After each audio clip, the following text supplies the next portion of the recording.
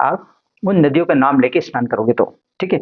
तो या तो आप पवित्र नदी में जाके स्नान कर लीजिए या सरोवर में जाके स्नान कर लीजिए या फिर घर पे ही स्नान कर सकते हो, लेकिन आप उन नदियों के नाम लेके इस प्रकार से स्नान कर लीजिए। आपने स्नान कर लिया, इसके बाद हो सके तो आप किसी पंडित को बुलाकर तर्पण का काम करवाइए। तर्पण जो होता है, वैसे तो तर्पण बहुत बड़ी स्तर पर होता है, वो छोड़ दीजिए। आप जो डेली का तर्पण होता है, जैसे आप जानते हो तर्पण करते हैं, किसी पंडित को बुलाकर उस उनसे तर्पण करवा लीजिए।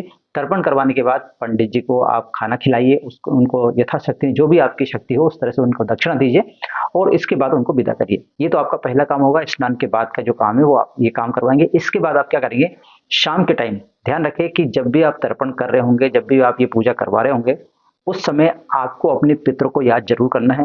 पितरों से प्रार्थना करना है कि हे पितृदेव, हम ये जो काम कर रहे हैं, ब्राह्मणों को भोजन करवा रहे हैं, जो आप हम पितृ जो हम तर्पण करवा रहे हैं, इससे इससे आप प्रसन्न हो जाइए और हमें जो है आशीर्वाद प्रदान करें। इस प्रकार का आप उनसे प्रार्थना करेंगे और ये तर्पण की विधि आप पूरी करेंगे, ठीक है?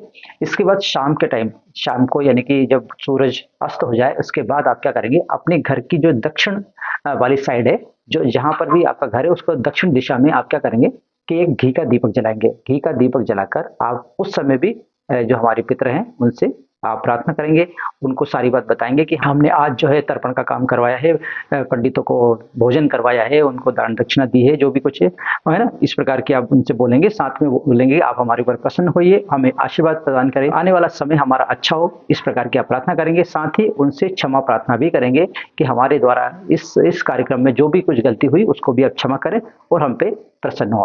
अब ये आपको साल में एक ही बार करना है। ये जो मैंने प्रक्रिया आपको बताई है, वो आपको ये पूरा जो उपाय है वो साल में एक ही बार करना है। ऐसा नहीं कि हर बार करना है, लेकिन हर जो भी अमावस्या आएगी, इसके बाद आपको मालूम है कि टोटल 12 अमावस्या आएगी आपके साल भर में, लेकिन उस हर अमावस्या को अगर हो सके तो पंडितों को भोजन करवा दीजिए। अगर वो नहीं हो सके तो आप अपने पितरों को नमन करके उनके सामने प्रार्थना करके ये काम तो आप कर ही सकते हो हर हर अमावस्या को।